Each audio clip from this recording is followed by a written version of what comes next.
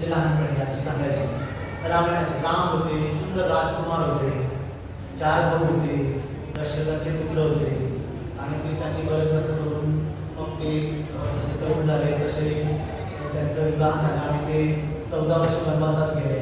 कसं ते सगळी हिस्ट्री सांगायची आणि मग ते तिथून सगळं त्यांनी बऱ्याचशा असुरांचा वध केला तिकडे जाऊन आणि तिथून परत आलेलं त्यांनी कसं रामराज्य स्थापन केलं वगैरे. पण मग त्या गोष्टीचं तात्पर्य कसं निघायचं, बऱ्याच वेळेस असा गोंधळ व्हायचा की राम हे प्रत्यक्ष भगवंत आहे असं वाटतं. म्हणजे एक राजकुमार आहे आणि तो एक राजकुमार आहे, राजाचा पुत्र. तो वनात निघाला, सगळ्या राक्षसांचा वध केला, खूप बलशाली होता, योद्धा होता आणि त्याने सगळ्यांना मारलं, घरी आला आणि त्याने रामराज्य स्थापन केलं. म्हणजे ते थोडा गोंधळ व्हायचा मला की एक राजकुमार होता, पण तसं नाही. राम हे सुद्धा भगवंत आहे, मर्यादा पुरुषोत्तम भगवंत श्रीराम. तर ते असा गोंधळ होतो बऱ्याच जणांच्या. तसं फॉर एक्झाम्पल आपण अजून एक दोन उदाहरणं घेऊ. जसं एक कंपनी आहे. आता आपल्यापैकी बरेच जण कंपनीत कामाला जातो. तर एक कंपनीचे मालक असतात आणि त्यांच्या एक हिअरार्ची असते, म्हणजे अशी त्यांच्या खाली त्याचा असिस्टंट मॅनेजर कोणी असतो, मॅनेजर, सब मॅनेजर वगैरे, मग त्यांचा टीम लीडर आणि मग टीम, मग त्याच्यामध्ये वर्कर असं असतं.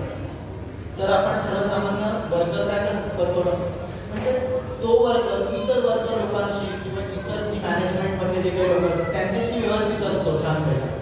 पण जे त्याचे मालक असतात, कंपनीचे मालक, यांच्याशी वाईटच करते. मला नाही एवढं समजतं. म्हणजे आता माहिती नाही बऱ्याच जणांना की एवढ्या टाटा किंवा खूप मोठे व्यापारी, त्यांचे खूप मोठ्या कंपन्या असतात आणि भरपूर कंपन्या असतात, पण तिथल्या एखाद्या साध्या वर्करला माहीत नसतं की हा मालक आहे. म्हणजे तो कधीतरी द्वेष करू शकतो काही. तर हे योग्य आहे का? म्हणजे तो इतर वर्कर बरोबर खूप छान राहतोय, त्याचे संबंध चांगले आहेत, परंतु जो कंपनीचा मालक आहे त्याच्याशी त्याचे संबंध वाईट आहे. आणि हे जर त्या कंपनीच्या मालकाला कळलं की तो माझ्याविषयी असं बोलतोय वगैरे, तर काय होईल? अल्टिमेटली त्याला कामातून काढून दिलं जाईल. तसंच एक प्रकारे हे असं आहे की आपण या सृष्टीचे निर्माणकर्ता भगवंत आहे आणि भगवंतानीच सगळं बनवलं आणि भगवंतच याचे मालक आहे. तरी आपण या सृष्टीमध्ये काय आहे, आपण माणसं एकमेकांमध्ये समजा व्यवस्थित राहतोय कंपनीच्या उदाहरणाप्रमाणे, पण आपण जाणत नाही की सृष्टीचे मालक भगवंत आहे. तर त्यांचा द्वेष करतायत काही लोक. ते भगवंत वगैरे काही नसतं, ह्या सगळ्या म्हणजे अंधश्रद्धा आहेत वगैरे. तर असे काही लोक म्हणतात, भ्रमित होतात. तर ते कशामध्ये भ्रमित होतात? ही जी माया आहे, जी मायाशक्ती ही भगवंताची एक शक्ती आहे. त्या मायामध्ये त्याच्या मोह जालात ते अडकतात आणि म्हणून ते लोक भगवंताला समजू शकत नाही, द्वेष करू लागतात की भगवंत कोणी नाही, आम्हीच एक, आपणच आहे, हीच सृष्टी आहे आणि त्याची कोणी मालक नाही. तर काय अल्टिमेटली त्या मालकाने जसं त्या वर्करला काढू शकतो कामावरून, तसं भगवंत आपल्याला बऱ्याच शिक्षा देऊ शकतो. तर हे त्याच्यामागचं समजण्याचं कारण. जसं अजून एक चांगलं उदाहरण समजून घेऊ शकतो आपण की एक जेल आहे, कैदी, मोठी जेल आहे, त्याच्यामध्ये बरेचसे कैदी आहेत. आणि काय होतं की राजा आहे, तर राजाची जेल आहे, राजाची अंडर ती गव्हर्नन्समध्ये चालणारी कैदी आहे, त्याच्यामध्ये बरेचसे कैदी आहेत. तर राजा कधीही त्याला वाटेल त्याच्या इच्छेने तो त्या कैदीमध्ये जाऊ शकतो, तिथे जे कैदी आहेत त्यांना भेटू शकतो तो. पण मग तिथले कैदी लोक कधी कधी असं म्हणतात, अरे राजा सुद्धा कैदीमध्ये आलाय म्हणजे हा कैदीच आहे. म्हणजे आपल्यासारखाच एक व्यक्ती आहे हा, पण तो कैदीमध्ये आलेला आहे, जेलमध्ये आला आपल्याला, पण आपल्यासारखाच एक मनुष्य. पण असं आहे का? नाही, राजा त्याचा पार्ट नाही. त्याला सर्वसामान्य व्यक्ती समजतायत लोक त्याच्यामध्ये आल्यामुळे, पण राजा तसं नाही. राजा तिथे व्यासासनावर, त्याच्या राजासनावर बसू शकतो. त्याच्यामध्ये ती पावर आहे की कुठल्या कैद्याला कधी सोडायचंय, कुठल्या कैद्याला म्हणजे कुठल्या गुन्हेगाराला त्याला अडवून त्या कैदीमध्ये अडवायचं. पण तो त्याच्या आत आला याचा अर्थ असा नाही. पण तसंच प्रकारे काय होतं, हे उदाहरण कसं लागू पडतं की भगवंत मनुष्य रूप, मनुष्य देहामध्ये मनुष्य रूप धारण करून इथे लीला करण्यासाठी येतात. तर आपण सर्वसामान्य व्यक्तीच त्यांना समजतो, हे आपली भूल की जे संपूर्ण सृष्टीचे निर्माते आहेत, भगवंत मालक आहे, आणि त्यांना आपण आपल्यासारखीच एक व्यक्ती समजायला लागतो. बरेच जण असं पुस्तक लिहितात, अशा किती भगवद्गीता जशी आहे तशी ही येण्याच्या आधी अशा किती भगवद्गीतेवर भाष्य लिहिले गेले आहेत बऱ्याच जणांकडून, किंवा एक स्टोरी लिहितात की हे 5 पांडव महाभारताची म्हणजे 5 बोट आहेत किंवा 5 इंद्रिय आहेत वगैरे वगैरे, आणि त्यांचा नियंत्रण करता कृष्ण आहे, की एक शक्ती आहे. म्हणजे कृष्ण असे वेगवेगळे आपल्यातलाच एक मनुष्य आहे, पण तो खूप इंटेलिजंट होता आणि खूप पराक्रमी होता. फक्त एवढंच त्यांच्या मनात असतं की ते भगवंत हे पूर्ण सृष्टीचे आणि आपले सगळ्यांचे मालक आहेत हे समजून घेत नाही दिव्य ज्ञान. त्या कैदी जसं सर्वसामान्य माणूस समजतात राजाला, कैदीचे म्हणजे त्या जेलच्या आतमध्ये आल्यानंतर, त्याच प्रकारे आपल्या मनुष्य रूपामध्ये भगवंत जेव्हा जन्म घेतात मनुष्य रूपामध्ये, तर त्यांना कृष्ण एक साधा राजकुमार किंवा साधा एक गाय चालणारा असं व्यक्ती, आपल्यासारखाच व्यक्ती असं भूल चूक करतात. तर हे अशा लोकांविषयी या श्लोकामध्ये वर्णन केलेले आहे. जसं अजून एक थोडं कॉमन एक्झाम्पल, जसं आपण जेव्हा आपल्याला एकदम बिगिनिंग स्पिरिच्युअल म्हणजे आध्यात्मिक नॉलेज थोडंफार जेव्हा समजतं की मी हे शरीर नेसून एक आत्मा, जेव्हा आत्मा स्तरावर आहे की मी आत्मा आहे, तर त्यावेळेस आपण काय करतो की आत्मा आणि परमात्मा हे हृदयात स्थित आहे. मग आपण काय समजतो की अरे हे आपल्याला सांगितलेलं असतं एकदम सुरुवातीपासून, जेव्हा आपण भगवद्गीतेचा अभ्यास सुरुवातीपासून करतो त्यावेळेस दुसऱ्या अध्यायात भगवंत आत्म्याविषयी माहिती देतो. तर आपण समजून घेतो की आत्मा आहे, आतमध्ये मी शरीर नाही. किती जणांना माहिती की मी आत्मा आहे, शरीर नाही? किती जणांना माहिती आहे? सगळ्यांनाच माहिती आहे. तर मी आत्मा आहे, ते शरीर नाही. पण आपण काय म्हणतो की हे मंदिर आहे, शरीराच्या आतमध्ये आत्मा आहे आणि परमात्मा पण आत्मा आहे. परमात्मा हे भगवंताचं रूप आहे हृदयाने, मग परमात्मा ही ब्युटी म्हणजे भगवंत आतमध्ये आहे. मग हे शरीर काय झालं? मंदिर. म्हणजे या शरीराला आपण मंदिर मानतो का? त्याच्यामध्ये परमेश्वराचं परमात्मा रूपाने भगवंत स्थित आहे. त्याच्याही पुढे जाऊन मंदिरात येतो आपण. आता इतके सारे जण दर्शन घ्यायला तुम्ही आला तिथे मंदिरामध्ये, कशासाठी आले? हे मंदिर म्हणजे शरीर म्हणजे हे मंदिर आहे. मंदिरामध्ये भगवंताची स्थापना, मंदिर म्हणजे भगवंत आहेत स्वतः, प्रत्यक्ष आहे जे स्वतः मंदिरामध्ये भगवंत आहेत त्यांचं दर्शन घेण्यासाठी आपण आलो. मंदिराला आपण मानतोय, शरीर हे मंदिर समजून, भगवंताचं मंदिर समजून आपण त्याला मानतोय. मंदिराला आपण मंदिर मानतोय, भगवंत आहेत म्हणून इथे दर्शन घेण्यासाठी येतोय. मग स्वतः कृष्ण भगवंत जेव्हा मानव अवतारात कृष्ण लीला करण्यासाठी इथे येतात, त्यांना मानू शकत नाही. त्यांना बरेचसे लोक बोलतात नाही आपल्यासारखेच एक व्यक्ती आहे, द्विभुज रूप असल्यामुळे भगवंताला कृष्णाला आपल्यासारखेच एक व्यक्ती असणे हे हा जो समज आहे तो खूप मोठा गैरसमज आहे. तर अशा लोकांविषयी ते थोडक्यात वर्णन आहे. थोडं निगेटिव्ह पार्ट आहे, पण भगवंत सगळ्या गोष्टींचं नॉलेज आपल्याला असलं पाहिजे म्हणून इथे वर्णन करून सांगतात. तर जर असा मनुष्य की जो भगवंताचा द्वेष करतो, जे भगवंतांना आपल्यासारखंच एक मनुष्य समजत आहे, अशा लोकांनी जरी कितीही सुंदर कर्म केले, आपण म्हणतो की माझे एक मामा आहे किंवा माझा काका आहे, तर मी इस्मामध्ये जातो किंवा मी भक्ती करतोय कृष्णाची, पण ते नाही आहे काका किंवा काकाचा मुलगा, त्यांना नाही आवडत असतं, बऱ्याचशा फॅमिलीमध्ये असतं, तर तो नाही आहे. मग आपण म्हणतो की नाही पण तो खूप चांगला आहे, स्वभावाला चांगला आहे आणि तो सगळे चांगले कृत्य करतो, बाहेर सगळ्यांना मदत करतो वगैरे वगैरे, पुण्यकर्म करतो काही. पण जर तो व्यक्ती असे खूप सारे पुण्यकर्म करत असेल, चांगले कर्म करत असेल, पण भगवंतांचा तिरस्कार करत असेल, तर त्याचं जीवन व्यर्थ आहे. असं या श्लोकामध्ये भगवंतांनी वर्णन केलं. मोक्षाशा, त्याच्या काही आशा आहे, तो काही ते समजतोय की नाही मी सगळे चांगले कर्म करेल, भगवंताची मग काही घेणं नाही, सगळे आहे नाही या जगात, आत्मा परमात्मा भगवंत भक्ती हे काही नाही, पण माणसाने माणसाशी माणसासारखी वाग वगैरे वगैरे.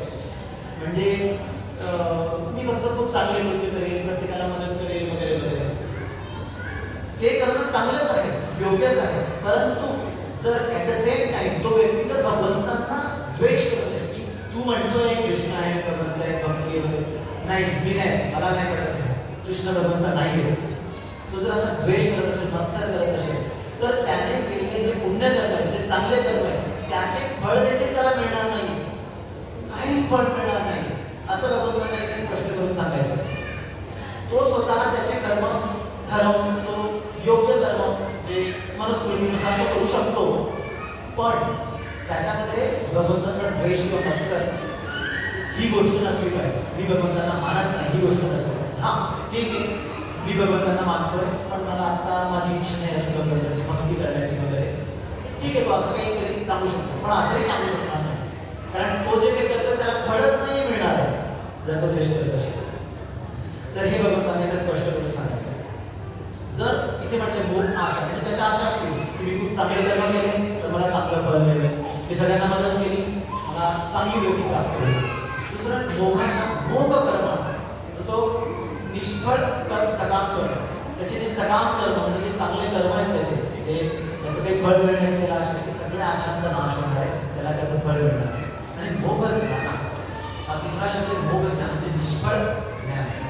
म्हणजे तो जरी एखादा व्यक्ती असतो की जो ज्ञान मिळवतो, खूप सारं ज्ञान मिळवतो, म्हणजे भरपूर उपनिषद वाचतो, काहीतरी करतो, पण जर त्याला सगळं वाचून त्याचं स्थान कृष्ण भगवंत आहे, कृष्ण आहे, परम ईश्वर आहे, हे जर त्याला माहित नाही होणार आहे, मग काही उपयोग नाही त्याचा एवढ्या उपनिषद वाचून आणि हे करून. त्याचा सारच तो मान्य करत नाही आहे. तर त्याचे हे जे त्याने जे आजपर्यंत कर्म केले आणि त्याने जे काही म्हणजे हे कर्म करण्यासाठी त्याने जो वेळ खर्च केला आहे तो पूर्ण वाया गेल्यासारखा जर तो त्याचा सार ओळखू शकतो. पुढे आपण बघू शकतो की भक्त असून बऱ्याच जणांचं असं असतं, आता सुरुवातीला बऱ्याच वेळेस गोंधळ असतो, पण आपण याच्यासाठी काय केलं पाहिजे, जेव्हा आपण इस्कॉन मंदिरात येतो त्यावेळेस भगवंतांविषयी, स्वतःविषयी, आत्मा परमात्मा या सगळ्या गोष्टी ओळखायला लागतो, समजून घेतो. त्यावेळेस प्रत्येक गोष्ट जेव्हा आपण ऐकतो, प्रत्येक फिलॉसॉफिकल पॉईंट जेव्हा आपण ऐकतो, भगवंतांच्या दिला ऐकतो, त्यामागे जर काही शंका असतील, प्रश्न असतील, तर पटकन आपल्या सिनियर जे कोणी असतील त्यांना त्याचे उत्तर विचारायला पाहिजे. जे आपण गुरुशिष्य करत होतो ते समजून घेतलं पाहिजे. जर आपण तशीच शंका ठेवली तर आपण हळूहळू पुढे त्या मार्गाला लागतो की राम कृष्ण माझ्यासारखीच व्यक्ती आणि मी सुद्धा तसंच होऊ शकतो. म्हणून कधी गोंधळून जायचं नाही, कुठली मनात शंका ठेवायची नाही. शास्त्रांच्या आधारे गुरुशिष्य परंपरेतून हे सगळं प्रश्न उत्तरित केले पाहिजे. आणि हा असतो सगळा फेथ, म्हणजे काही लोकांचा जो विश्वास असतो, श्रद्धा असते, फेथ, हा थोडा असतो, थोडा नसतो. फॉर एक्झाम्पल आपण बघूया 1-2 लीला, जसं भगवंताच्या ब्रह्मविमोहन लीला आहे, भगवान श्रीकृष्णाची ब्रह्मविमोहन लीला आहे. तुमच्यापैकी किती जणांना माहिती ब्रह्मविमोहन लीला म्हणजे ब्रह्माला भ्रमित करतात कृष्ण.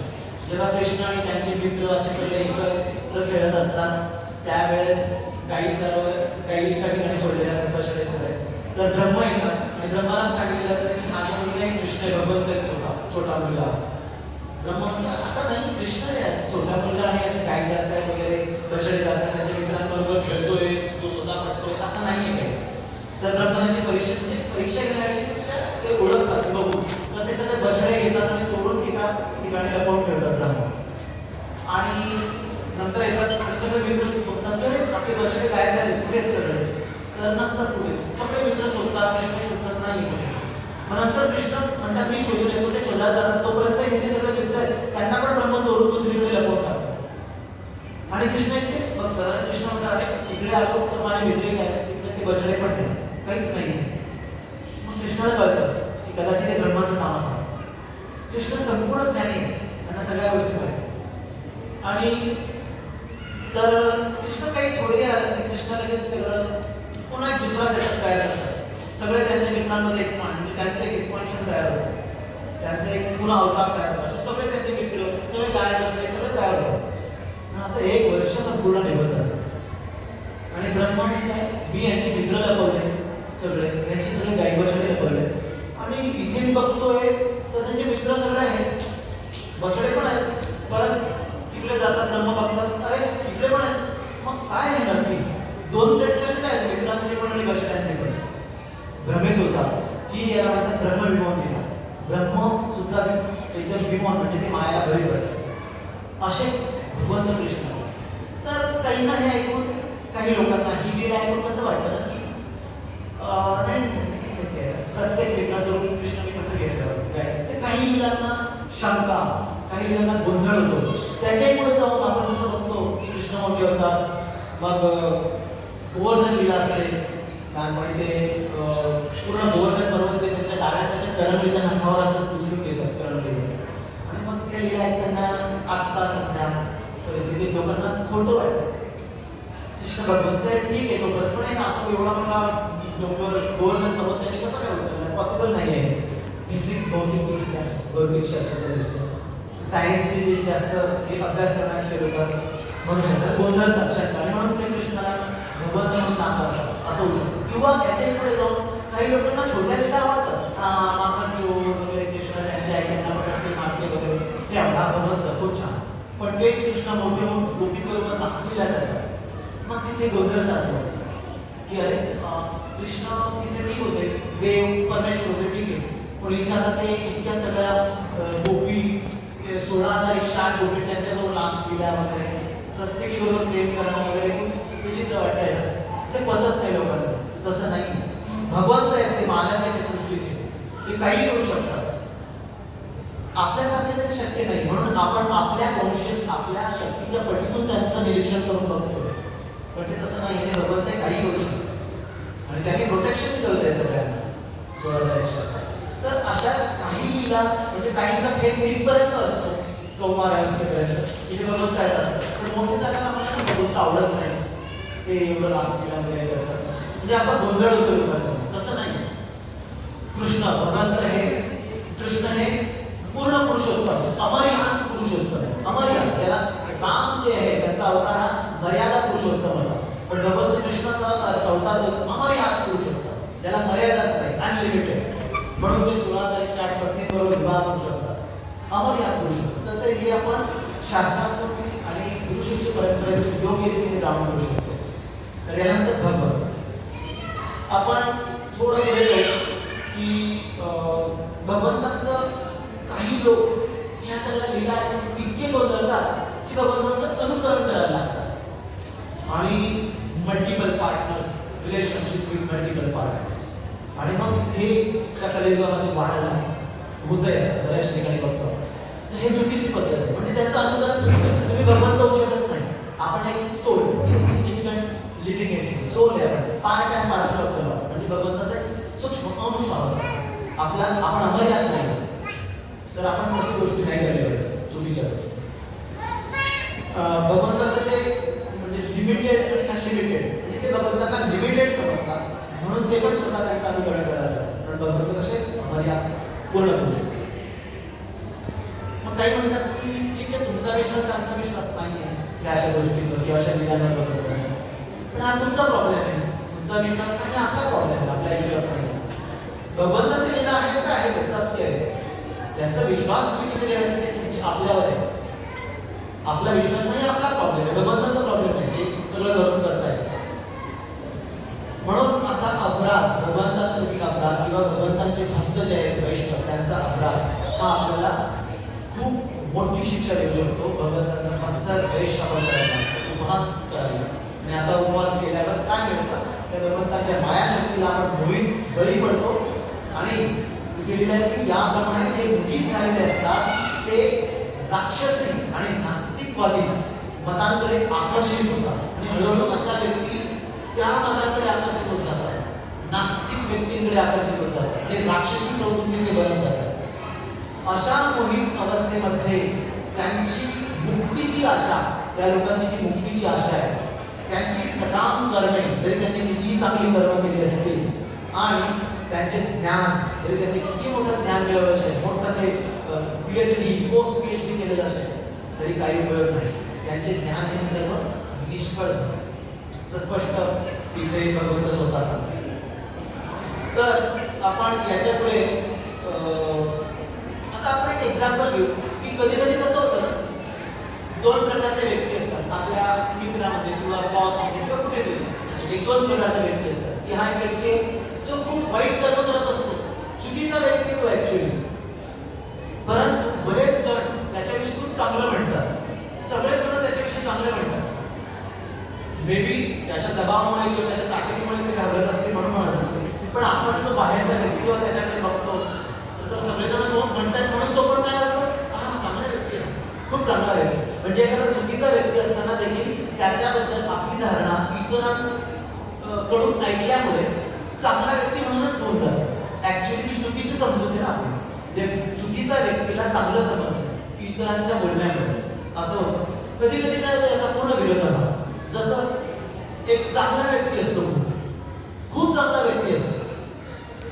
उदाहरण सांगायला नको, आपले पीएम जे आहे किंवा नरेंद्र मोदी काही ऑपोजिट पार्टी किंवा ते वाईट गोष्टी सांगत असतात काही विषय की नाही ही व्यक्ती विचित्र आहे, म्हणजे चांगल्या व्यक्तीला नावं ठेवणारे खूप असतात आणि मग त्यांचा ऐकून बाहेरचा व्यक्ती होऊन काय त्याची धारणा देखील त्या व्यक्तीविषयी तशी होऊन जाते की नाही हे ना चुकीचा व्यक्ती हा बरोबर नाही, आणि आपली कशी धारणा होऊन आपण चांगल्या व्यक्तीला देखील वाईट समजायला लागतो आणि तशीच आपली धारणा होऊन आपण अपराध करतो त्या चांगल्या व्यक्तीबद्दल. तसंच भगवंतांप्रती जे भगवंतांचे भक्त आहेत आणि जे त्यांच्याविषयी त्यांच्या लीलांविषयी त्यांच्या गुणांविषयी वर्णन करून प्रॉपर शास्त्रीय दृष्ट्या गुरुशिष्य परंपरेने घेऊन आपल्याला नॉलेज देत आहे, ते नॉलेज ते ज्ञान आपण ऍक्सेप्ट करून तशी भगवंतांविषयी माहिती प्राप्त करून भगवंतांविषयी जाणून घेतलं पाहिजे, ना की दुसरं कोणीतरी सांगते अरे इस्कॉन असंच आहे किंवा काही ते नुसते कृष्ण ते शास्त्रीय दृष्ट्या जाणून घेतलं पाहिजे का कृष्ण करतायत त्याच्या मागे काहीतरी लॉजिक, तर हे समजून घेतलं पाहिजे. आता याचे पुढे जाऊया. जर असा एखादा व्यक्ती आहे की जो कर्मकांड करतो, हे जरा त्याचा तो कर्मकांड म्हणजे खूप मोठे मोठे यज्ञ करतोय, कर्मकांड करतोय, तो चांगला व्यक्ती पण कर्मकांड करतोय मोठा, आणि पण त्याला माहिती नाही की भोक्ता यज्ञ तपसा सर्व लोक महेश्वर. भगवद्गीतेत भगवंत सांगतात मी एकटा भक्त आहे, सर्व जे काही यज्ञ कर्मकांड आहे त्याचं फळ देणारा मी आहे आणि त्याचं फळ एक्सेप्ट करणारा पण मीच आहे, असं भगवंत स्वतः भगवद्गीतेत सांगताय. तर जसं याचं एक एक्झाम्पल आहे जे भागवतम आहे, भागवतमध्ये ग्रंथामध्ये याचं वर्णन आहे. एक दक्ष असतो, दक्ष प्रजापती म्हणून आहे दक्ष. तर तो दक्ष काय ना एक यज्ञ करतो, खूप मोठा यज्ञ करतो, आणि प्रजापती दक्ष म्हणजे आपण जी प्रजा त्याच्यापासून आलेली असे बरेच प्रजापती त्याच्यामध्ये दक्ष असतो सुरुवातीला. तर तो काय करतो, शिवजींचा एक चांगला पार्षद असतो वीरभद्र नावाचा, त्याचं मुंड कापून तो त्या यज्ञात टाकतो आणि असा मोठा यज्ञ करत असतो, पण तो जाणून बुजून शिवजींना आमंत्रण देत नाही, तो दक्ष शिवजींना आमंत्रण देत नाही, तो आणि तो यज्ञ करत असतो.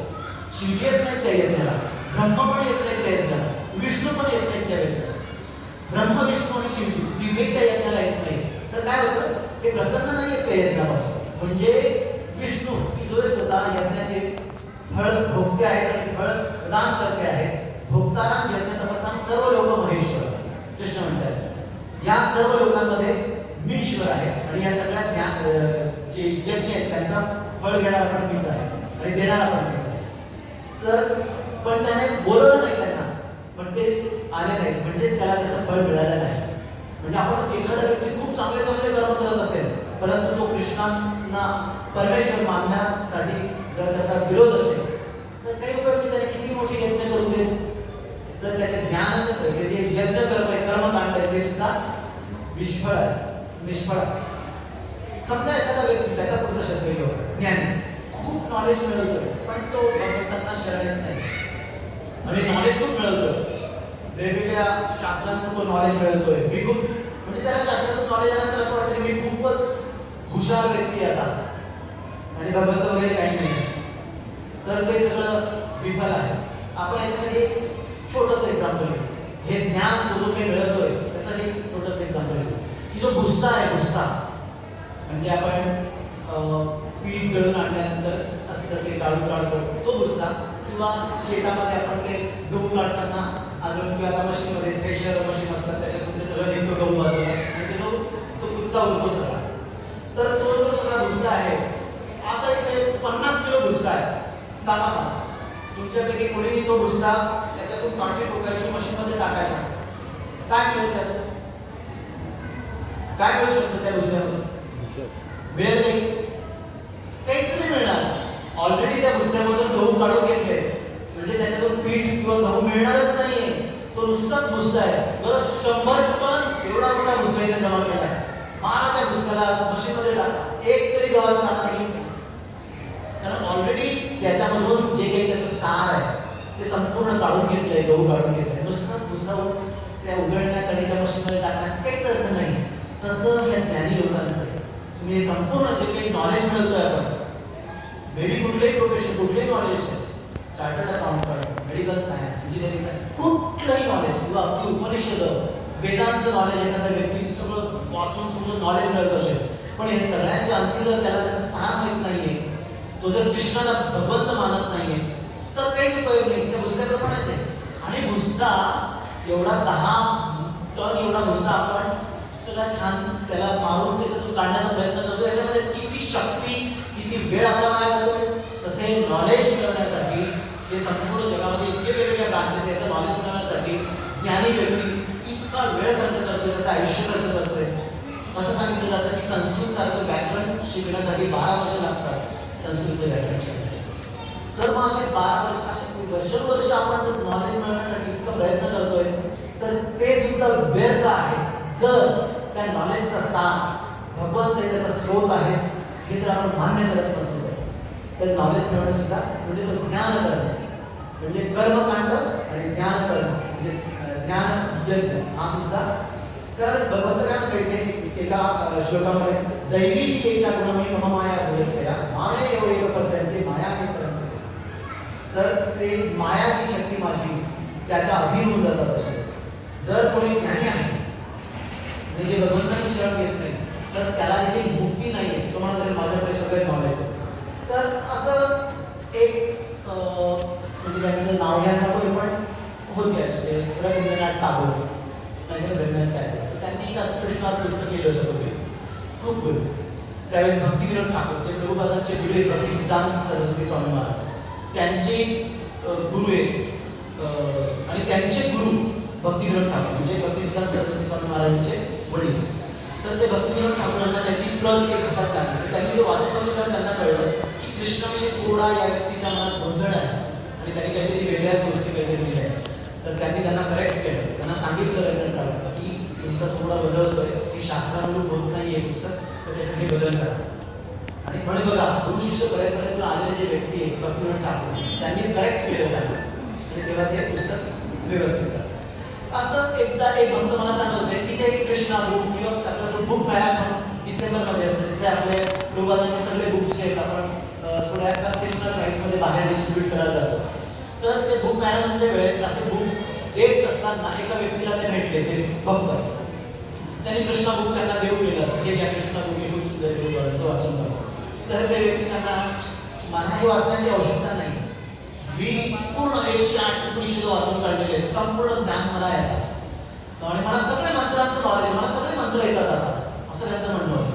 तर एका भक्तांनी त्यांना विचारलं, ओके ठीक आहे, मग तुम्हाला हरे कृष्ण महामंत्र पण माहिती का? हरे कृष्णा कृष्ण कृष्ण हरे हरे हरे राम राम राम हरे हरे.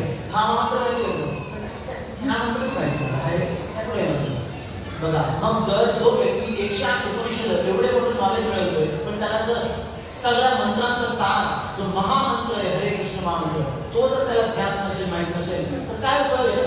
108 उपनिषद वाचून त्याचं काय अर्थ?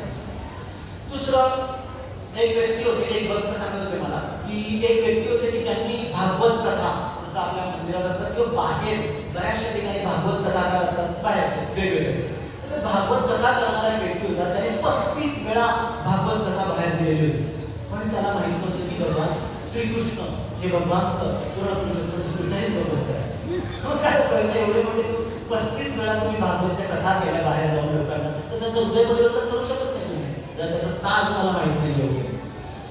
ओके, तर आपण याच्या पुढे जाऊ. तर असे लोक हे कसे मायेच्या प्रभावात पडतात.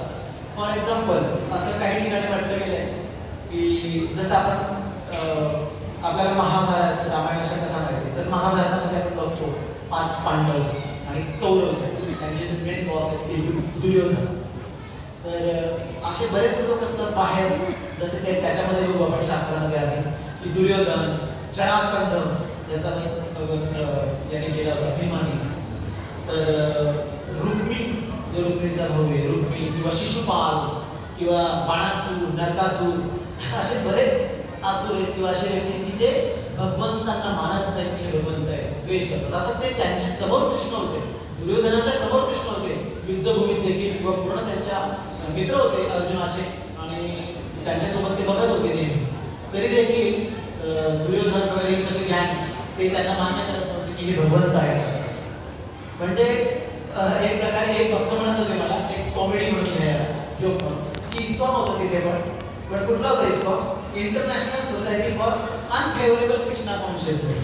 म्हणजे ते लोक खूप कृष्णा कॉन्शियस होते. त्यांना सारखं शिशुपाल नेहमी बघायचा, बाणासूर किंवा नरकासूर नेहमी बघायचे, जरा असं केव्हा तो कृष्ण, कधी त्याचा वध करू, कधी त्याला मारू. म्हणजे हे उलट जे भक्त होते भगवंताचे, कृष्णाचे भक्त, त्यांच्यापेक्षा हे लोक जास्त भक्त होते, पण निगेटिव्ह असते. म्हणजे ते त्यांना मारायचं, त्यांचा वध करायला बघायचे. म्हणजे एक ठिकाणी नारद मुनी स्वतः म्हणतात, आणि त्यांचा सगळ्यांचा बॉस कृष्ण, म्हणजे सगळ्यात मेन जीपीसी, म्हणजे जोकिंग म्हणून घ्या, त्यांचे कंस होते, ते कंस कृष्ण भावना भावित होते. नारद मुनीकडे ते म्हणतात की कंसपेक्षा कोणीच जास्त कृष्ण भावना भावित नाही. आता नारद मुनी म्हणू शकतात, कारण ते त्या अर्थाने म्हणत होते की भगवंतांना नेहमी कॅच करा. म्हणजे एखाद्या वेळेस कंसची पत्नी जर पिवळी साडी घालून अशी समोर आली, तर त्याला त्या पत्नीकडे बघून कृष्ण वाटायचे त्याला. इतका तो कृष्णा कॉन्शियस होता कंस की अरे कृष्ण मारायला, तर वध करण्यासाठी. म्हणजे इतका तो कृष्णा कॉन्शियस होता, पण हे निगेटिव्ह होता. तर पण आपण जे इस्कॉन म्हणजे international society for Krishna conscious, आपण इस्कॉन म्हणजे भक्त असे नाही. आपण भगवंतांना, आपण यापैकी भगवंताचे जे वर्णन करतात यापैकी आपल्यापैकी कोणी नाही, पण असा मनात गोंधळ येऊ नाही किंवा शंका नसली पाहिजे आपल्याला, हे यातून सांगायचं. एक डिओटी म्हणत होते की एक व्यक्ती होता की जो मायावादी होता पूर्वी. म्हणजे इस्कॉन मध्ये कनेक्ट होण्याच्या आधी तो मायावादी होता. थोडासा बाहेरचे काही बाबा बुवा वगैरे ते केले होते मायावादी. म्हणजे सर्व एकच आहे, हे देव वगैरे असं काही नाही, सर्व एकच आहे, भगवंत वगैरे आपण एकच आहोत, आणि मेल्यानंतर आपण एकच विलीन होतो वगैरे वगैरे. निराकार आहे, निराकार आहे, भगवंत आकार नाही, त्याला बसून नाही येते, व्यक्ती नाही येते, निराकार आहे असं म्हणतात काही व्यक्ती. तसंच मायावादी याच्यातून एक कनेक्ट झाला इस्कॉन एक व्यक्ती, आणि बरेच वर्ष झाले तरी त्याचा, बरेच वर्ष म्हणजे 2, 4, 5 वर्ष झाले तरी देखील त्या व्यक्तीला हे पटत नव्हतं की अरे इस्कॉनमध्ये आलं नाही, पण एक व्यक्ती कृष्ण, एक व्यक्ती भगवंत असू शकतो, परब्रह्म असू शकतो, त्याच्यावर माझा अजूनही भेद बसत नाही. म्हणजे असा गोंधळ व्हायला होतो. कारण आपण ऋषी परंपरेतून हे प्रॉपर समजून घेत नाही, शास्त्रांचा सार आपण समजून घेत नाही, म्हणून असा गोंधळ होतो. कधी कधी जरी 4-5 वर्ष, कधी कधी 10 वर्ष 20 वर्ष जरी काढले तरी भ्रमित होतो. का तर ही जी माया आहे भगवंताची, माया शक्तीची आहे, ती त्याला मोहित करते, तो भ्रमित होतो आणि भगवंतांचाही मत्सर किंवा उपहास करायला लागतो. तर असं होऊ नये. एकदा काय झालं होतं, श्रील प्रभुपादांनी त्यांची थोडीफार असे फॉरेन कंट्रीज, जेव्हा सुरुवात केली प्रभुपादांनी प्रचाराची, तेव्हा एक 10-15-20 भक्त होते तिथे असे, आणि प्रवचन संपल्यानंतर प्रभुपाद विचारत होते, त्या एक ड्युटी समोर बसलेले, त्यांच्या डोळ्यात बघून असे विचारत होते प्रभुपाद, काय मग भगवंत खरोखर कृष्ण आहेत का? आता प्रभुपाद स्वतःच असं म्हणताय, ज्यांनी आपल्याला प्रचार केला, ज्यांनी आपल्याला शिकवलं, आणि तेच व्यक्ती आज आपल्याला विचारतात खरं सांग भगवंत कृष्णच आहेत का? तर ते थोडे गोंधळ करते आणि काहीच बोलत नाहीत. ते ड्युटी समोर बसले, ते म्हणतात की प्रभुपाद सुद्धा सांगतात, म्हणजे ते नाही, त्यांनी सांगू शकतात ते की नाही मी आतापर्यंत शिकवलेलं, पण ते गोंधळतात. म्हणजे असं आहे बघा, इतक्या वर्ष म्हणजे तिथे प्रचार केला त्यांना सांगितलं तरी सुद्धा ते गोंधळू शकतात. जर प्रभुपादांनीच विचार करतो, मग प्रभुपादांनी विचारलं की ही भगवंताची मूर्ती काय आहे? भगवंताची मूर्ती आहे? हा प्रभुपाद भगवंताची मूर्ती आहे, रामचंद्र आहे, मूर्ती आहे, भगवंताची मूर्ती आहे. हा म्हणजे मूर्तीमध्ये भगवंत आहे, भगवंताची मूर्ती म्हणजे भगवंताची मूर्ती आहे, मूर्तीमध्ये भगवंत आहे की हे साक्षात भगवंत आहे काय? म्हणजे प्रभुपादांना म्हणायचं होतं की ही मूर्ती नाहीये, हे भगवंत आहे. आपल्यापैकी बरेच जण पण बऱ्याच वेळा गोंधळतो. आपण इतक्या वेळा आपण ऐकून देतो, आपण मंदिरात येतो, भगवंताचं दर्शन घेतो. कुणाचं दर्शन घेतो? भगवंतांचं दर्शन घेतोय. भगवंताच्या मूर्तीचं दर्शन घ्यायला लागलो आपण इथे नाही, भगवंतांचं दर्शन घेतो. पण मग आपण मूर्तीने समजतो, मूर्ती नाही आहे, मूर्ती नाही, तुम्ही साक्षात गजेंद्र नंदन म्हणजे भगवंत तुम्ही साक्षात, मूर्ती नाहीये. चैतन्य महाप्रभू म्हणतात. तर समजा बघा ना, एकदा प्रभुपाद डिस्क्राईब करून सांगत होते की त्याच भक्तांना सांगत होते की तुम्ही फक्त विश्वास ठेवा आणि हे भगवंत आहेत याच्यावर पूर्णपणे 100% विश्वास ठेवा. जर तुमच्यापैकी 18 व्यक्तींना जरी किंवा 5-10 जणांना जरी तुम्हाला पूर्ण श्रद्धा आणि पूर्ण फेथ असेल की भगवंत आहे, तर पुढच्या फक्त 18 दिवसात आपण पूर्ण विश्व जगू शकतो, जिंकू शकतो, असं प्रभुपाद त्यांना सांगितलं. आणि बघा ना, खरोखरच ही हिस्ट्री आहे. प्रभुपादांनी 10 वर्षात एवढे 108 मंदिरांची स्थापना केली. का? तर या श्रद्धा, भगवंतांच्याबद्दल पूर्ण श्रद्धा होती त्यांच्या जे डिवोटीज होते, त्यांचे जे शिष्य होते त्यांना. आणि बघा, आपण महाभारतात बघतो की युधिष्ठिर महाराज म्हणजे पांडव, 5 पांडव यांना पूर्णपणे माहिती होते की श्रीकृष्ण भगवंत पूर्ण पुरुषोत्तम आहे. त्यांच्यावर विश्वास होता आणि म्हणून ते तसं कार्य करत होते. आणि फक्त 18 दिवसाच्या महाभारताच्या युद्धात त्यांनी संपूर्ण विश्वाचे राजा झाले, संपूर्ण विश्व जिंकलं आणि ते विश्वाचे राजा झाले. कोण? युधिष्ठिर महाराज. तर म्हणून 18 दिवसात आपण विश्व जिंकू शकतो, हे खरंच आहे. फक्त भगवंतावर विश्वास असला पाहिजे. म्हणजे तत्व समजणे सगळ्यात इम्पॉर्टंट आहे. तत्व, याचं सगळं सार, भगवद्गीतेचा सार भगवंत श्रीकृष्ण आहे आणि आपण त्यांचे अंश आहे. आता आपला स्नान यात्रा झाली रिसेंटली 7-8 दिवसापूर्वी, आणि आता यावेळी आपल्याकडे आता खाली गुंडीचा महाराजांना फेस्टिवल म्हणतो. गुंडीचा नावाची राणी होती इंद्रद्युम्न महाराजांची पत्नी. तिचं एक मंदिर आहे जगन्नाथपुरीला कोण म्हणत, जर तुम्ही गेला तर बघा. आणि जगन्नाथ जेव्हा यात्रा येते त्यावेळेस गुंडीच्या मंदिरला येतात, तिथे भगवंत थांबतात त्यांच्या मर्जीनुसार किती दिवस, जनरली 5-7 दिवस. आणि तिथून मग गुंडीच्या मधून परत भगवंताचा रथ ओढून परत जगन्नाथ मंदिरात स्थिर होते. तर आपण आता इथे जगन्नाथ मंदिर सुभद्रा आहे, काय समजतोय आपण? बरेच जण म्हणतात लाकडापासून बनवलेली मूर्ती नाही, ते स्वतः जगन्नाथ आहे. असं लाकडापासून करू शकत नाही तुम्ही कुठलीही मूर्ती. जगन्नाथांना घ्यायचं असेल तर त्या लाकडाच्या ओंक्यात येऊ शकते त्यांच्या मर्जीनुसार. तर ते भगवंत आहे, नाही की ते लाकूड किंवा मूर्ती असं नाही. ते स्वतः राधाकृष्ण म्हणजे स्वतः जगन्नाथ बलदेव सुभद्रा आणि स्वतः राधा वृंदावन चक्र. एक 5-6 मिनिटं तरी एक उदाहरण घेऊया. एक रामदास नावाचा एक भक्त होता चैतन्य महाप्रभू बरोबर. तर तो रघुनाथ भट्ट गोस्वामी यांच्या बरोबर तो राहायचा. आणि तो काय करतात, एक म्हणजे हा पहिला सीन आहे की ज्याच्यात रघुनाथ भट्ट गोस्वामी यांच्या बरोबर रामदास असायचा. आणि चैतन्य महाप्रभूंना एक व्यक्ती आवडायचा. तो काय चालणारा एक व्यक्ती होता, तो हरी हरी असं म्हणायचा. सारखं हरी हरी, काही आता हरी हरी असं म्हणायचा. तर तो खूप आवडायचा. आणि आता दुसऱ्या सीनमध्ये येऊ तर रामदास हा जो नावाचा व्यक्ती होता, तो गोपाल रघुनाथ भट्ट गोस्वामी यांच्या बरोबर त्यांचा सर्वंट म्हणून असायचा. तर तो शूद्र होता, शूद्र, पण तो सारखं राम राम राम राम नाव म्हणत असायचा, राम राम. आणि जेव्हा चैतन्य महाप्रभू